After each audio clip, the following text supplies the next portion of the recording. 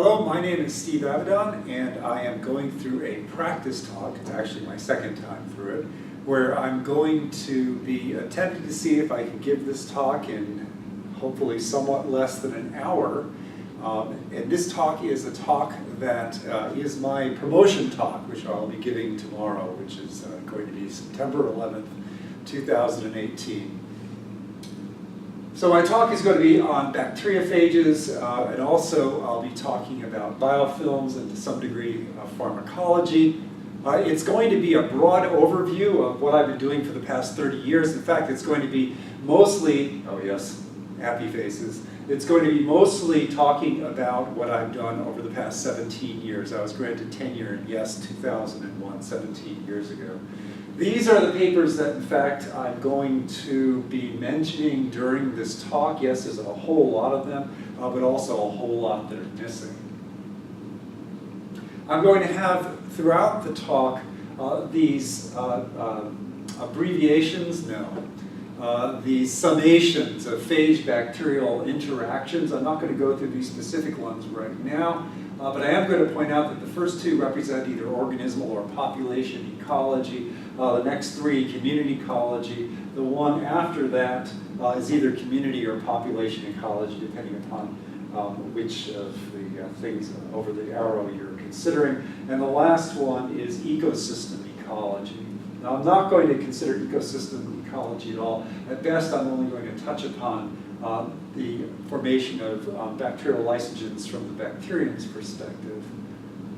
This is most of where the emphasis of the talk will lie, and I need to point out that this bacteria in the presence of phages resulting in killed bacteria is basically phage therapy.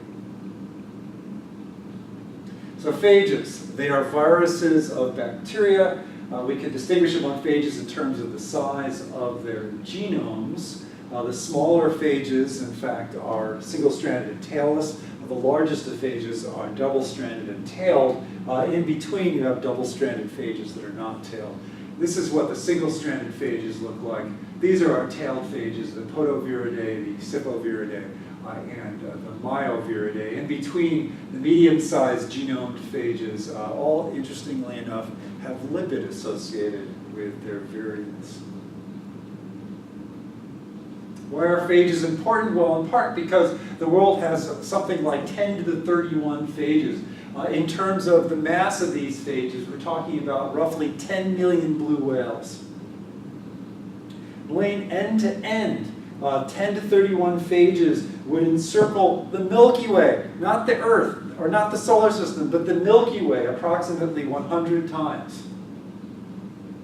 There are roughly 10 to the 4 to 10 to the 7 to 10 to the 10 phages per ml or gram of aquatic soil or sediment environments.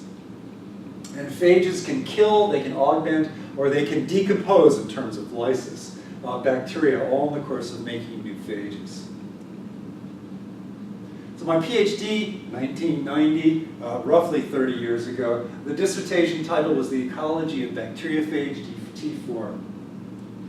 So this is phage T4, or at least a computer rendering of phage T4. And I'm going to let T4 speak for me right now. So I'm all about ecological thinking. And this makes me a bit unique among less ecologically minded phage biologists. However, I have a PhD in microbiology with a concentration in molecular genetics. Yes, a minor in ecology and evolutionary biology. And also, I have a bachelor's degree in biochemistry. It provides a unique perspective on things. There's a problem in phage biology, especially when you consider things like phage therapy, in that too few molecularly oriented phage biologists seem to understand phages as ecological entities. My job, apparently, is to make up for that deficiency. To get the word out, I've got a whole lot of a web presence. One of them is phage.org, which has been around since 1996. I have an associated Facebook blog, which has been around since 2011. I actually have over 2,000 people that follow that blog. And feel free to join us. It means that when I send something out there, it reaches a lot of people with an interest in phage ecology. This is again looking at the different types of phage ecology. So organismal ecology looks at adaptations, especially in terms of interactions with the abiotic components of environments. Population ecology is all about intraspecific interactions. Community ecology is about interspecific interactions, such as between phages and their hosts.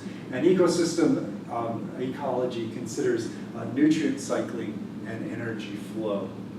Interestingly, I've noticed that there seems to be a lot more interest out there in community ecology of phages than ecosystem ecology, and somewhat less of organismal and population ecology. Why is this? In part, it's because ecosystem ecology considers such thing as climate change. In community ecology, we have host resistance, which is a big topic, especially in the phage therapy world. We also have the encoding of bacterial virulence factors by phages, and we have applications which very often have a community ecology basis, such as phage therapy. Naturally, however, I started my career with an interest in organismal ecology of phages. So, evolutionary ecology, which is part of organismal ecology of sorts, is the study of why of adaptations. So, for example, why are giraffes' necks so long? These are asking questions of ultimate causation rather than questions of proximate causation. Why evolutionarily, as well as ecologically, does some adaptation exist? Thus, not how giraffes' necks grow so long, but why are giraffes' necks so long? I won't try to answer that question here, but what I will attempt to talk about is why do phages, in fact, encode bacterial virulence factors? I'm going to have throughout this talk these summations to sort of introduce things. And I'm not going to try to dwell on them all that much because it'll take too much time and I'll never get through this talk. This one, however, I'm going to define lysogenic conversion for you. So this is the modification of lysogen phenotypes. A lysogen is a combination of a phage and a bacterium, where the phage is not actually killing the bacterium, nor producing new phage variants. Modification of a lysogen phenotype via prophage gene expression. Prophage is the phage as it's found within inside of these lysogens. So the phages are actually changing the phenotype of the bacteria by expressing phage genes. Among these phage genes are genes that encode for bacterial virulence factors, such as shikotoxin by E. coli 157H7. I went through all the possibilities that I could think of as to why, in fact, phages would encode bacterial virulence factors. One of them that I highlighted at the end was that some virulence factors might increase the likelihood that phage virion progenies, this is following a productive infection, will find new bacteria to infect. More recently, I've been thinking about wanting to explore the idea that encoding virulence factors or displaying lysogenic conversion generally might counter immediately post-lysogenization genetic drift. So what do I mean by that? So when a lysogen is initially formed, there aren't going to be a whole lot of these new lysogens around there, and therefore by genetic drift they have a fairly high likelihood by random forces of simply going extinct. This can be countered by the phage providing a selective advantage to the bacterium. Now people have argued that lysogenic conversion is all about phages supplying a selective advantage to the bacterium. But this is an argument that this selective advantage is particularly important right when the lysogen first forms. After that, if the numbers of the lysogen increase substantially, they're not as subject to genetic drift, but initially they really are. They need to have some kind of advantage to overcome genetic drift, and that advantage is some kind of selective advantage, such as encoding bacterial virulence factors. But I want to point out that both of these, although you would think this is community ecology because we're talking about interactions between bacteria and bacteriophages, that is interspecific interactions, note that at this point I'm talking in terms of organismal ecology. I can't seem to break away from that easily, but we'll see that eventually I do. Continuing on with this organismal ecology, so we're going to talk about phages and their potential to prosper within their environments. And so physiology gives rise to phenotype, gives rise to ecology. Physiological factors give rise to organismal phenotype, gives rise to ecological interactions between the phages and their environments. So basically the biochemistry, the physiology, genetics underlie these phenotypes that we see associated with phages, such as their rate of absorption, their infection, and their release of virions. And these are, via these organismal phenotypes, are how phages interact with their environments and therefore define the phage's ecology. So the why of phage organismal phenotypes basically represented most of my early research interests. And especially, I was interested in latent period and burst size evolution, so how long they infect and how many phage progeny they produce. So looking at phage latent period evolution. So in this experiment, what we're seeing here on the y-axis is the ratio of mutant phages that display a shorter latent period to the total number of phages present. I'll talk about more of what those shorter latent period phages represent. And along the x-axis, we simply have time. So the phages are in the presence of the bacteria. They started with a ratio of about 1:1 of the shorter latent period phages with longer latent period phages. And at higher densities of bacteria, in fact, the shorter latent period phages come to dominate. However, at lower densities of bacteria, the shorter latent period phages come to dominate. Why did the longer latent period phages at lower bacterial densities come to dominate? Why do the longer latent period phages dominate at lower bacterial densities? The answer is that they have a larger burst size because they infect for longer. The shorter latent period phages dominate at higher bacterial densities because they have a shorter generation time. This is looking at burst size and latent period. So this is simply a series of single-step growth infections, experiments rather, where I'm comparing the mutant, which is the circles, with the wild type. This is simply lysing the bacteria artificially to see what's going on inside the bacteria. So you can see that there's a substantial difference between the burst sizes of the wild type versus the mutant. And there is a substantial difference, number of minutes, between the latent period length between the wild type and the mutant. So this is the longer latent period phage, that's the shorter latent period phage. This is all done with phage RB69. Fortunately for me, you can distinguish between the mutant and the wild type in terms of plaque morphology. The mutant makes a larger plaque than the wild type. This is looking at an experiment where I actually follow the growth over time of these phages, either in growing alone or in a mixed culture. Mixed culture is 1:1 between the longer latent period phage and the shorter latent period phage. And this is done at a high host density. And so these are the longer latent period phage, the wild type. And the wild type does just fine when it's growing alone. But when you grow it in combination with the shorter latent period phage, it produces overall about 100 fewer virions. Now, the shorter latent period, so this is the longer latent period phage grown in mixed culture. The shorter latent period phage doesn't really care whether it is growing alone or it's growing in combination in the same culture as the longer latent period phage. So that's the shorter latent period phage there. Why is this? And this is because the shorter latent period phage typically grows faster, slightly faster, but faster nonetheless. It comes to dominate the culture, therefore it infects all of the bacteria, or most of them, before the shorter latent period phage can get to them. As a consequence, the shorter latent period phage produces fewer progeny overall than the longer latent period phage produces fewer progeny overall than the shorter latent period phage.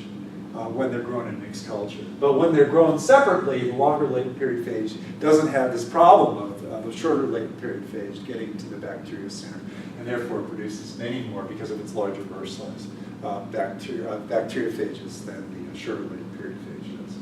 So we can conclude from this, to successfully compete, the shorter latent period phages require both higher bacterial numbers, which is the previous experiment, and also head-to-head competition with the longer latent period phages. Oddly enough, this leads us to the Michaelis-Menten equation. So if we take host bacteria and we think of them as a substrate, And we take the phages and think of them as the equivalent, metaphorically, to an enzyme, and therefore having associated turnover number, which is equivalent to their late period. And the product of this interaction is more free phages.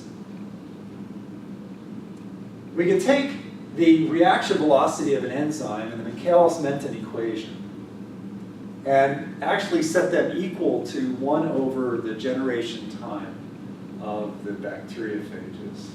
And if you do a number of substitutions between enzyme characteristics and phage characteristics and do a bit of algebra, you actually end up with a model of phage population growth.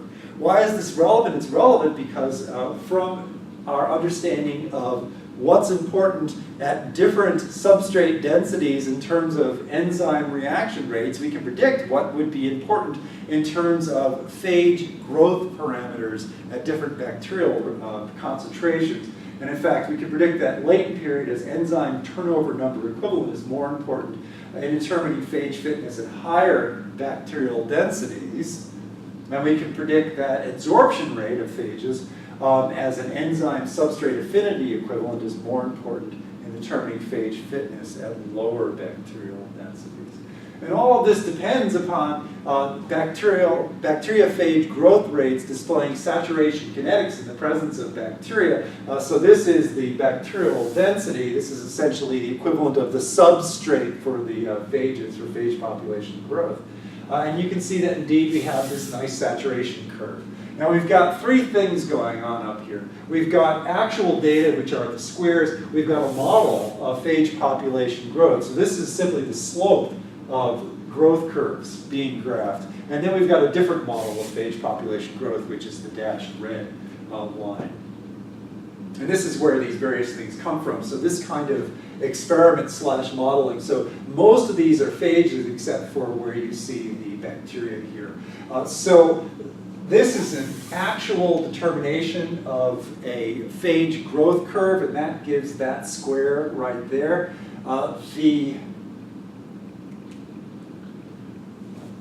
This is a product of a model, a simulation, and that the slopes of these give rise to that curve right there. And then this is another simulation, and the slope gives rise to, or the slopes give rise to that curve there.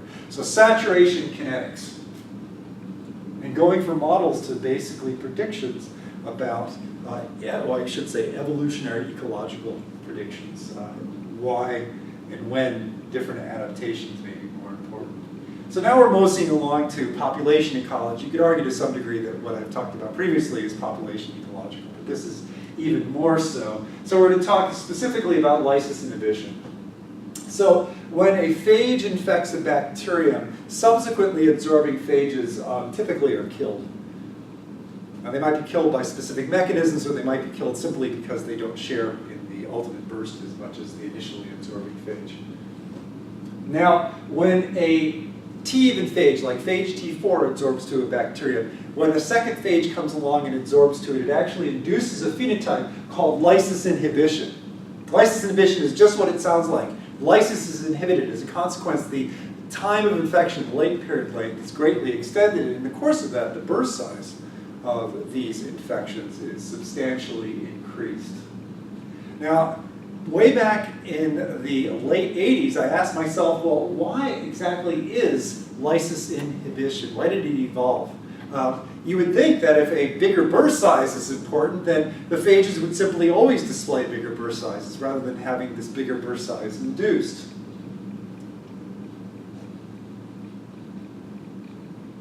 Hint, it has something to do with those killed secondary phages, but it also has to do with the evolution of lysis timing. So this is an experiment looking at lysis inhibition. So what we do is at the 0 point, we add the phages. We add them at a concentration that's lower than the concentration of the bacteria, so the multiplicity is less than 1. The phages absorb, they go through a round of replication. Now they have a bigger number of phages, greater than the number of bacteria. So all the bacteria more or less become absorbed. And then the phages go through another round of replication, start releasing additional phages, but these additional phages attach to already absorbed bacteria. Secondary absorption, they induce lysis inhibition. Now, lysis inhibition results in a greatly extended latent period. If they don't display lysis inhibition, then the lysis occurs much sooner. These drops basically represent the lysis of the cultures. Now, you can also see that the turbidity goes up, but that actually has nothing to do with an increase in the number of cells. So this is showing the same experiments, but looking at it microscopically. So 0 is the point at which phages are adsorbed, and they go through their first round of replication. Their second round of replication, lysis inhibition is induced, and the number of cells actually stays more or less constant until you have lysis of the culture. So phage infections during this time avoid lysing, and they do so in part to avoid not yet lysed phage-infected bacteria. And this represents a dilemma. Why? Because these not yet lysed phage-infected bacteria allow adsorption of released free phages, if in fact they're released, and kill those phages. So we can call, as you see here, the early lysers as cooperators because they get rid of this free phage killing infected bacterium, and the later lysers as defectors because they maintain this free phage killing bacterium. This experiment here, it's taking essentially that curve right there, and we're adding free phages externally, artificially, exogenously to these cultures. They have a marker on them so we can distinguish them from these phages here. And then we simply plate out for viability. And you can see you add the phages and they just die. That's what these lines indicate. Until lysis occurs, at which point, in fact, they no longer die. Okay? And what that's saying is that if you can get rid of the infected bacteria, the lysis-inhibited bacteria en masse, then you, in fact, can release your progeny phages without as great a fear that they're simply going to adsorb to lysis-inhibited bacteria and die. So death of early lysers due to exposure to unlysed lysis-inhibited bacteria. So this is the dilemma. If early lysing phages are going to just die, then selection should favor infinite latent periods. But of course you can't do that because the phages can't stay inside the bacteria forever. They're phages. The virions need to be released so that they can find new bacteria to infect. So how do we get around this dilemma? We get around it with cooperative lysis. The idea is essentially that if we can just lyse more or less all at the same time, then in fact there won't be these infected bacteria around for very long when the virions are released from the infected bacteria as they lyse. The timing is important because it takes time for the virions to in fact find the infected bacteria to adsorb to and thereby die.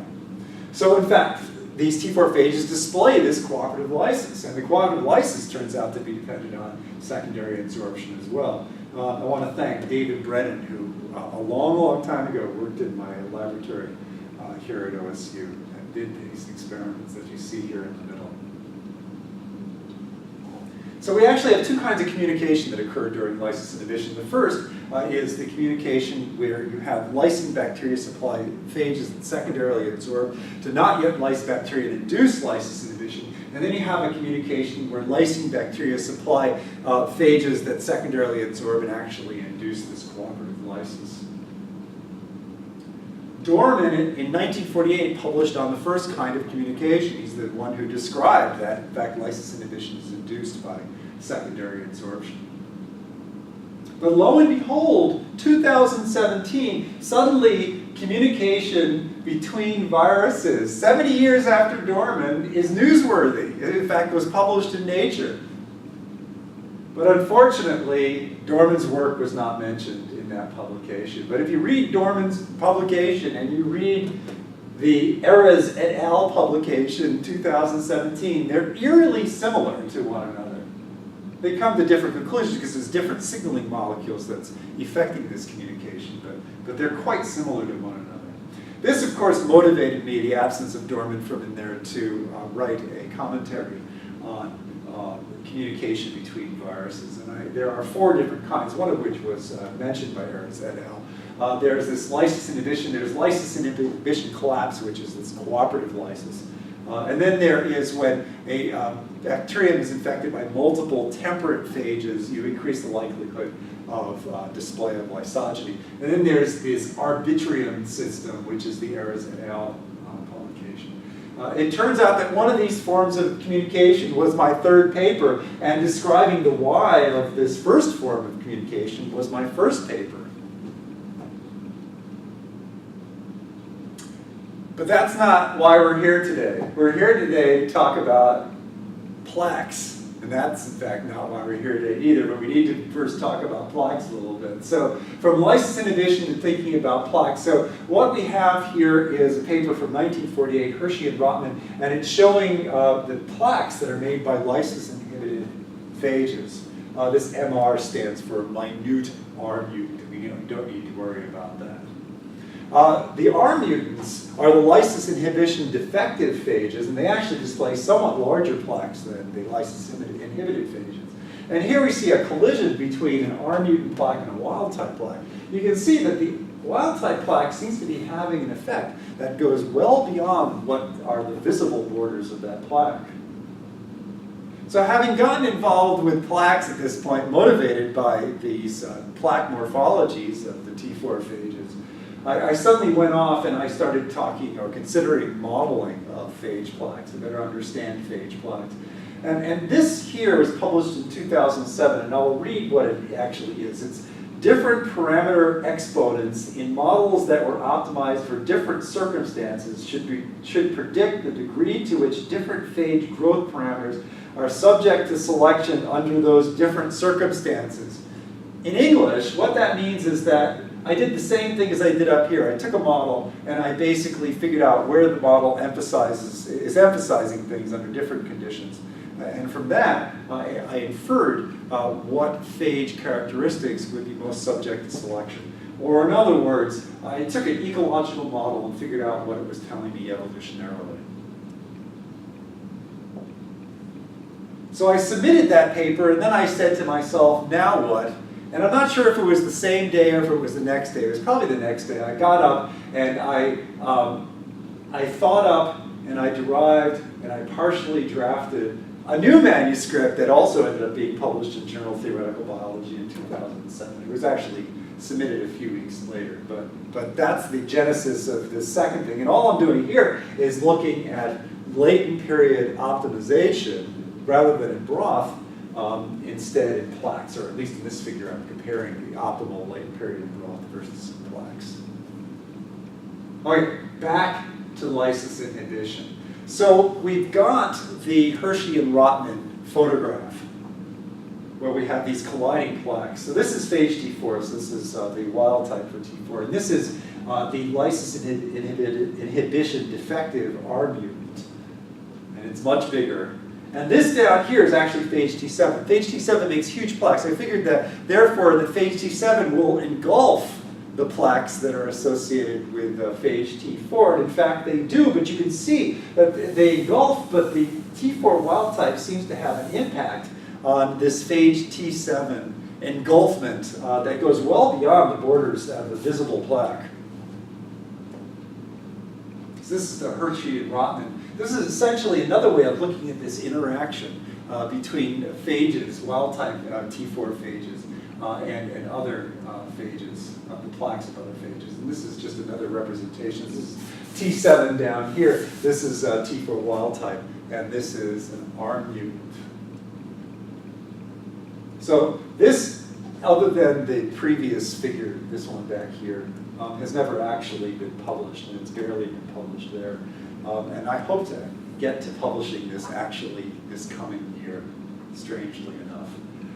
But that's not why we're talking about this. We're talking about this because when we were doing these experiments, I would look through a dissecting scope at plaques, and what I saw were bacterial microcolonies. Now, I knew that bacterial microcolonies were there, but you don't really appreciate their presence there until you simply see them. That's what I did. And that led to two questions. The first is, how do microcolonies affect phage plaque formation? Whoops. And what might this tell us about phage biofilm interactions? And here we are. No, here we aren't. Nothing's happened. There we go. So this is where I make my transition from population ecology to community ecology.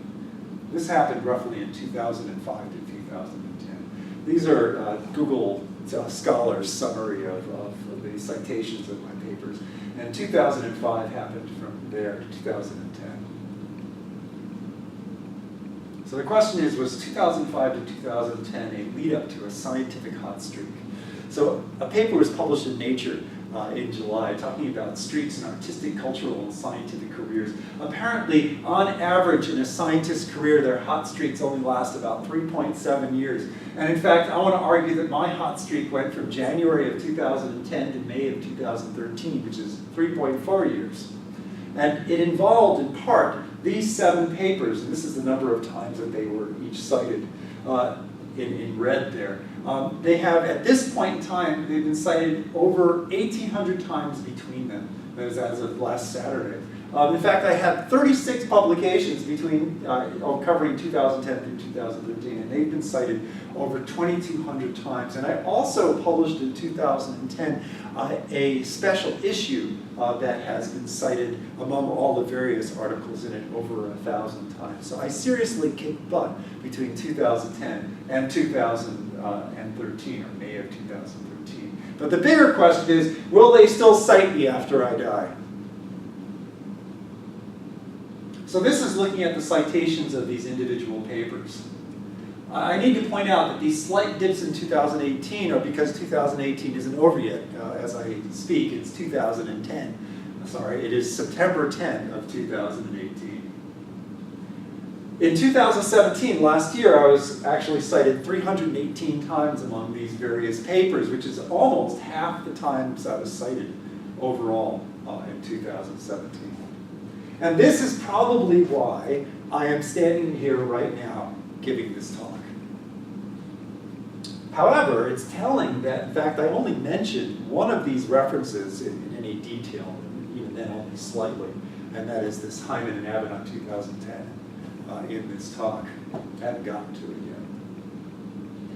This paper here was actually the most cited paper the journal was published in, and this paper here was the third most cited paper, or is the third most cited paper, and this one down here is the fourth most cited paper in the journal, same journal that it was published in.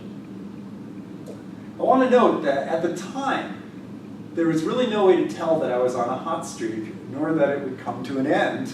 And the translation is that I've never actually celebrated this. In fact, I wasn't really even aware of it until this past weekend, when I learned about this idea of hot streaks and actually looked at my own publication record and number of citations.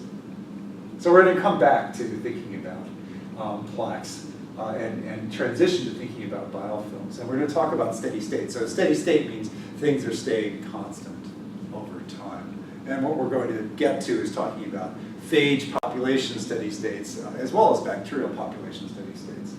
But we won't be limited to those. Those are just the basis upon which I came up with these ideas. So what we have here is a theory of phage population, phage bacterial population dynamics with the bacteria in biofilms. Another way of looking at this is that this is an ecosystem model of phage biofilm interactions. What we have is a focus of phage infection. So this is associated with a biofilm. A phage is found in a biofilm. It's absorbed to a bacteria. We're indicating the bacteria within this biofilm as being present within clonal microcolonies, clonal clumps of these bacteria. The phage replicates and infects other bacteria associated with these clumps. And if there are microcolonies of susceptible bacteria close to the original microcolony, they get infected by these phages as well. And overall, this provides a focus of phage infection, which is basically plaque-like. And in the course of this, phages diffuse out of the biofilm. And the job of these phages that diffuse out is to find new biofilms to infect. If you're in a pond and you've got a surface and you've diffused out into this larger volume of the pond, you're unlikely to find your way back to where you started from, but you can in fact find other bacteria in biofilms to infect. The phage's goal is to generate enough new variants per biofilm encountered for at least one to survive to infect a new biofilm. At steady state, which is where these ideas basically came from, at steady state on average, only one phage survives per focus of infection to found a new focus of infection. So the idea is that in the ecosystem, with phages barely hanging on, they're at best producing per focus of infection one phage that goes on to found a new focus of infection. Now, of course, if the phage population is increasing, then on average, more than one phage will find a biofilm to initiate a new focus of infection. If the phage population is declined, of course, fewer than one will, on average, find a biofilm to initiate a new focus of infection. But the important point is that a large number of these phages are being produced per focus of infection, and unless the phage population is dramatically increasing, most of those phages, in fact, are not going to survive. And in fact, if you're in steady state, on average, only one of them is going to survive. Now we can talk about the same kind of thing for a bacterium. A bacterium's job within a biofilm, or within a microcolony within a biofilm, is to produce bacteria that are released where, at a minimum, ideally, at least one of those bacteria will find a new surface to colonize and initiate a new biofilm. At steady state, in fact, on average, only one bacterium per microcolony is going to found a new microcolony. But the job, or the goal of bacteria within biofilms is to found new biofilms. The goal of bacteria within a microcolony is to found new microcolonies. So I've gotten into this idea that if a microcolony becomes phage infected, it still might be able to release bacteria from that microcolony, especially if it can delay the phage propagation through that microcolony. Now this idea of delay actually started out here. It's looking at, rather than an ecosystem level of phage biofilm interactions, it's looking at a local or from a local level. At the end of that little call out, I had the word herbivory. So herbivory is not eating all of the organism that is being exploited. So this thing is a three-toed sloth. And in fact, it's a foliovore, which means it mainly eats buds, tender shoots, and leaves. And it can take it an entire month to digest a meal, amazingly enough. It's like a snake. Now the point of this slide is that the rest of the plant is even harder to consume and digest, so it doesn't digest these things. And we can look at analogs to this in phage interactions with microcolonies, where basically the interior of these biofilms, or microcolonies, where the phages can't reach, this is far from channels or from the surface of the biofilm. You can think of those as stems. The phages don't want those and has difficulty exploiting those. On the other hand, at the surface of these microcolonies, where the phages can reach, whether it's through a channel or on the actual visible surface of the microcolony, you have these tender young leaves that the phages exploit. So also at the outside of these microcolonies, which are probably easier for the phages to reach, you probably have extracellular polymeric substances, the matrix of the biofilm that's less mature, and therefore more easy for the phage to infect, to diffuse through. You also have bacteria that are more metabolically active, so they have the potential to produce greater burst sizes for these phages. And on the interior, you have older metabolically active, less metabolically active cells, and also potentially more dense extracellular polymeric substances, matrix. More difficult for the phages to reach these bacteria, to diffuse to them, to infect them, and then they don't get much of a bang out of their infecting buck because the bacteria, in fact, are not going to be terribly metabolically active, so not able to support large burst sizes. So this is looking at the mechanisms that the bacteria, in fact, may give rise to, or the microcolonies may give rise to, that could delay the phage propagation through a microcolony. And we're not going to look at this because it's way too complicated, but the idea is that if this microcolony can slow down phage propagation through it, then that can increase its potential to, after encounter with a phage, to nevertheless still release bacteria that could go on and found new microcolonies. So here is the previous slide being shown in slightly simpler terms. So this is the surface of the microcolony. The phage encounters it. Metabolically active cells, the phage produces new variants, but a lot of them diffuse away from microcolonies, so they're not going to be involved in penetration into the microcolony. As those phages do penetrate into the microcolony, they're going to be encountering bacteria that in fact are less metabolically active, so they're going to display smaller burst sizes. In fact, you go deep enough, you might have bacteria that are so metabolically not active that in fact, you end up with abortive infections where the phages don't actually produce variant progeny at all. In addition, you might have slower diffusion as you go deeper because of this more mature extracellular polymeric substance matrix of the microcolony or biofilm. In addition, you've got all of these bacteria around. So a lot of the bacteriophages that are produced in a single burst, in fact, are going to absorb to already existing bacteria, perhaps multiply, thereby reducing the effective burst size of these phages. So the long and short of it is that there are these mechanisms that can interfere with the rate at which a phage is able to propagate through a microcolony, thereby leaving cells unphage infected for at least a little while, and thereby potentially able to disseminate to initiate new microcolonies. So here's where I thought I was just a little bit back. So perhaps phages are particularly good at exploiting biofilm surface bacteria and both less capable of and less rewarded by exploiting deeper biofilm layers. And perhaps this is why in phage treatment, phage therapy of chronic bacterial infections, often multiple phage doses seem to be required. So these would be infections that perhaps have a biofilm component, because phages just aren't that good at burrowing their way into biofilms. But if you provide phages multiple times, then they can slowly whittle away at the biofilms and eventually get rid of them.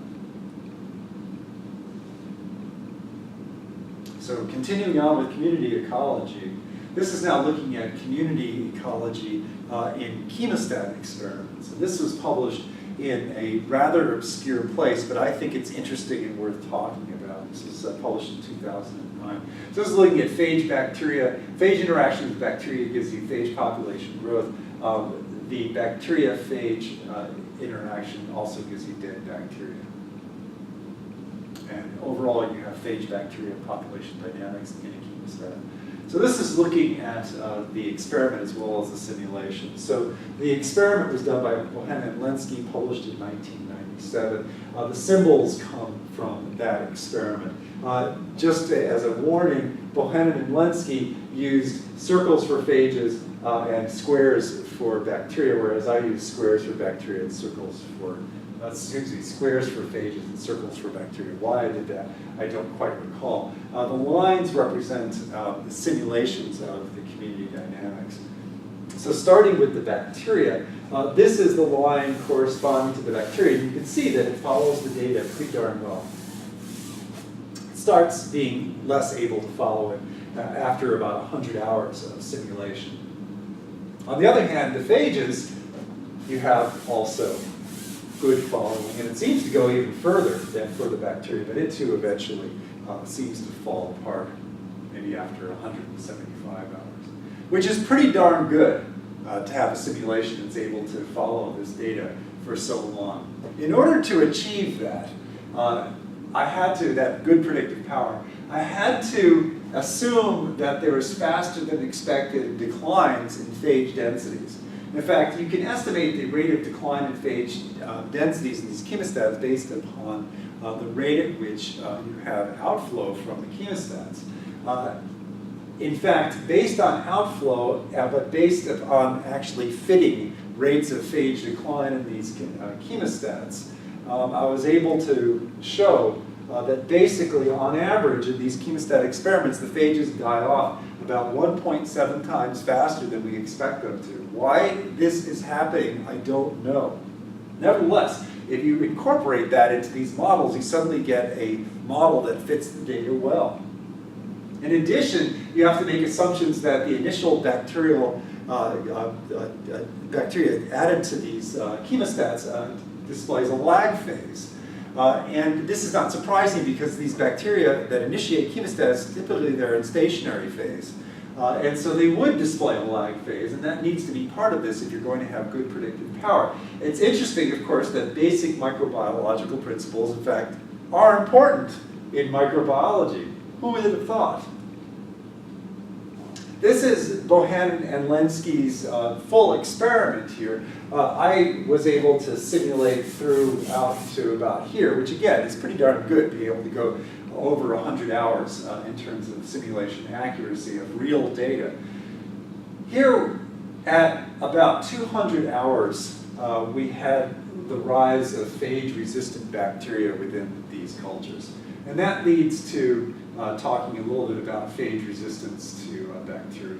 And so what we have here is a publication where I compared phage resistance mechanisms by bacteria to analogous resistance mechanisms to pathogens as seen within our own immune system. So we have the bacterial mechanism over there, and then we have the analogous immune system, our own immune system mechanism. And surprisingly, this publication actually gets cited. I mean, a lot of my publications get cited, but it's just, I was hopeful that people would appreciate that comparison, and to some degree, apparently they do. But when I like to think about resistance mechanisms by bacteria to phages, I like to think about them in these 2x2 matrices, where we have either the bacterium lives or the bacterium dies, and we have either the phage lives or the phage dies. We have a whole lot of mechanisms that can be placed in these different categories. Now, it's a lot easier to select for resistance if, in fact, the bacteria survives. So this can either be absorption resistance or instead some kind of restriction where the phage is killed, the bacterium survives. It's a lot harder to select for resistance if the bacterium dies, and that's because you have to have or make an assumption of inclusive fitness. That is, that the dying bacterium is in some way helping another bacterium that carries the same alleles that encode this abortive infection mechanism that kills the phages, but the bacterium dies as well. In order to have conditions where you would have such selection, you would look particularly in biofilms, in terms of phage biofilm interactions. So we sort of come full circle back to talking about biofilms, because these microcolonies consist of clonal bacteria that, in fact, are closely associated with one another. So if one of the bacteria dies killing off a phage, perhaps the whole microcolony, which is the same genotype, is spared. If you want to read more about phage biofilm interactions, these are my phage biofilm interactions publications. Continuing onward with community ecology. So now we're talking about phage therapy specifically. So phage therapy, bacterium encounters a lytic phage and the bacterium is killed. And we try to harness that in phage therapy. Phage therapy is a thing. Phage therapy is used clinically in various places in the world. Phage therapy is used actually in this country, although not to treat humans, instead to treat foods or to treat plants or animals, food animals. But nonetheless, phage therapy is definitely a thing. If you look at mentions of phage therapy in literature as calculated from Google Scholar, you can see that in fact we're currently, or at least up until 2016, we're experiencing a doubling of the rate at which those mentions occur every 4 years. If we look at experimental papers, again through 2016, you can see that there is an increase in interest in terms of studying phage therapy of various types. I have in this website a listing of all of the phage therapy studies that are in English or related to phage therapy that I could find. There's well over 1,000 of them. I only go through 2016 at this point because I haven't had the time to update the 2017 yet. With luck, I will get to that. So when I'm considering phage therapy, I'm typically considering the pharmacology of phage therapy. I have absolutely no pharmacological training. how can I get away with this? Well, the answer is that phage therapy pharmacology and phage community ecology are quite similar to one another. So ecology is the interface between organisms, here phages as drugs, and their environments. Here the environments consist of bacteria and bodies that they're found in. Community ecology covers the interactions between different species. So this interaction between the bacterium and its host, the bacteriophage and the host, and the phage and the bacterium all represent community ecology. We also need to consider phage population ecology and phage organismal ecology. Together, we have phage therapy pharmacology. So the applied ecology of a living drug is basically its pharmacology. And that gives me the license to think pharmacological thoughts in terms of phage therapy. Many of my non-synthetic phage therapy pharmacology / applied ecology contributions have consisted of mathematics. I'm not saying that I'm great at math, but I can kind of mess around with math and get the stuff published. I won't try to figure out what each of those says. But most of my contributions to phage therapy have been towards clarifying the pharmacology, what's going on in a pharmacological sense. And also, I spend a fair amount of time criticizing the preclinical phage therapy literature. Overall, these are my phage therapy publications. That the list was that long really surprised me. Although I did have 2 of them that were published in the early 2000s, 2003 and 2009. All of these are post-2009, except for those 2. And I also have my online phage therapy presence, which is phage-therapy.org. I also have a general biology phage presence in biologyispoetry.com. And I've got a general biology blog, which I use in my teaching. And I've got a number of monographs and edited volumes and textbooks. And that's not a complete list. I only show it like this because it's showing my only single-authored volume, which was published in 2011. But the list continues onward. And in fact, it continues onward beyond that if you include my textbooks. Nevertheless, I have reached the point where I am not editing any more volumes. Forget it. Unless I'm the bigwig whose name goes on it, and everybody else does all of the difficult chores of editing. But even then, I'm unlikely to want to do any more of this. But naturally, so now I've signed a contract with Springer Nature to write a whole book. And the working title of that book is Bacteriophages as Drivers of Evolution.